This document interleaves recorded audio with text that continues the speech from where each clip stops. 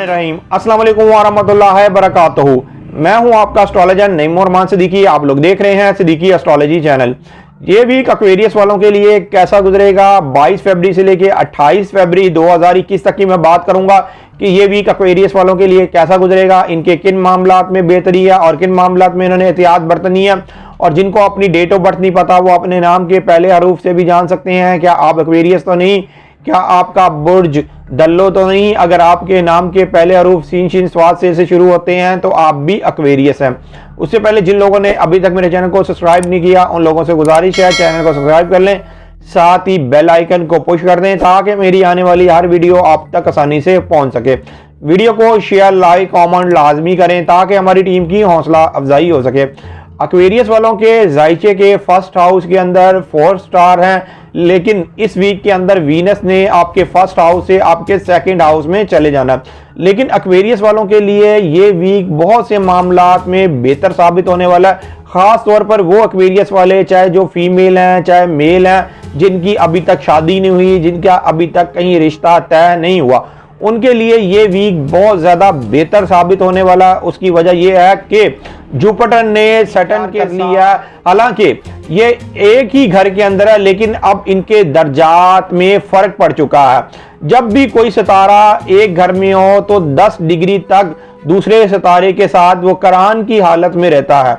लेकिन इस वीक के अंदर जुपिटर और सैटर्न का करान जो ये अलहदा हो रहा है, ये पहले एक ही घर में थे, करीब तरीन दर्जे पर थे, जिसकी वजह से एक्वेरियस वालों के बहुत से कामों के अंदर जरूर रुकावट पेश आ रही होगी, बहुत से मामलात में जरूर वो परेशान होंगे।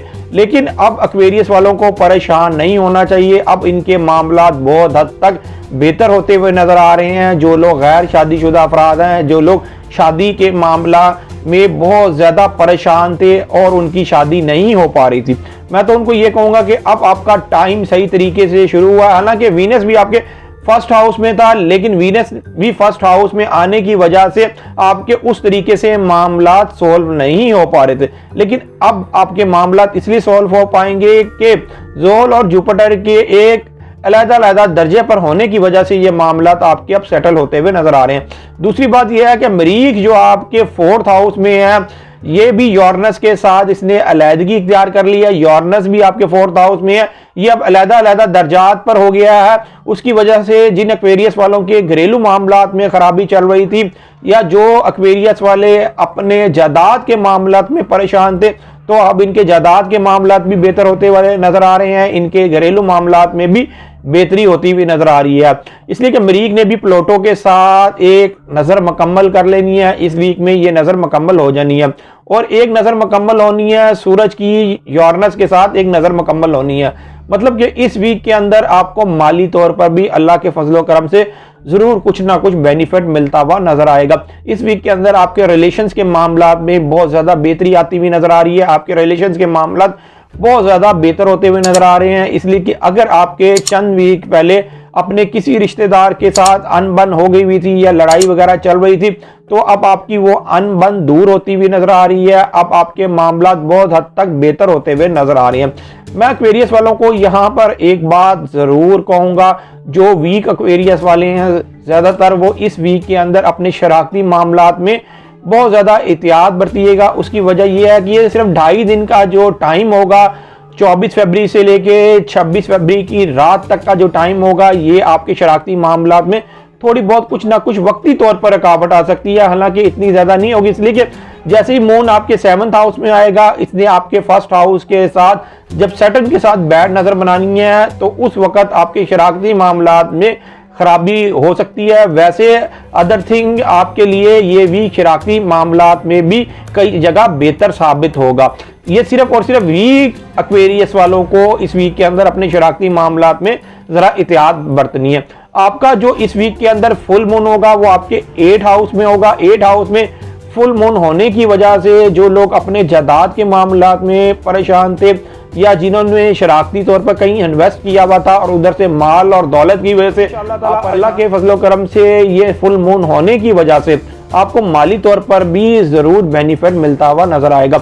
इस वीक के अंदर जिन एक्वेरियस वालों की सेहत डाउन थी, सेहत के मामलात इसलिए उनके ज्यादा बेहतर होते हुए नजर आएंगे कि मून जब अपने ही हाउस में होगा, इसने सूरज के साथ एक अच्छी नज़र बनानी है, इसने नेपच्यून के साथ एक अच्छी नज़र बनानी है, तो उन लोगों के लिए ये वक्त बहुत ज़्यादा बेनिफिट साबित होगा। एक तो माली तौर पर भी होगा, एक सेहत के हवाले से भी ये वक्त बहुत ज़्यादा बेनिफिट साबित होगा। अगर आप लाजमत की असूल के लिए परेशान हैं तो इस वीक के जो पहले 2 दिन है इसके अंदर ज़रूर आप ट्राई करके देखें, इंशाअल्लाह ताला आपकी कहीं ना कहीं बात बनती हुई नज़र आ रही है।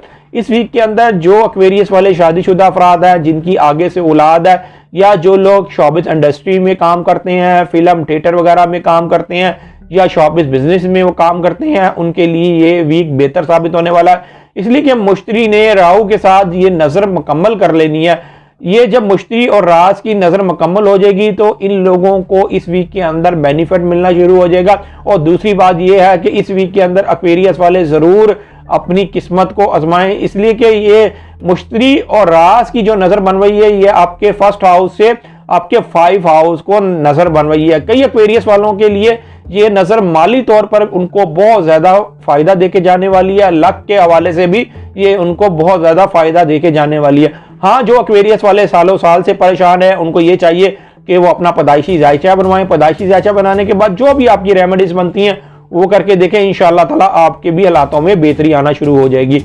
जो लोग अपना पैदाइशी जायचा बनवाना चाहते हैं, ये मेरा सेल नंबर लिखा हुआ है, आप इस पर राब्ता करके अपना पैदाइशी जायचा बनवा सकते हैं। पैदाइशी जायचे की थोड़ी बहुत फीस तो होती है लेकिन आपकी बेहतर रहनुमाई कर दी जाती है। उम्मीद ये करता हूँ मेरी ये वीडियो आप लोगों को बहुत पसंद आई होगी। मेरी इस वीडियो को शेयर, लाइक, कमेंट और मेरे चैनल को सब्सक्राइब करना ना भूलिएगा। और ख़ास तौर पर अपनी खुसूसी दुआओं में याद रखिएगा। अल्लाह हाफिज़।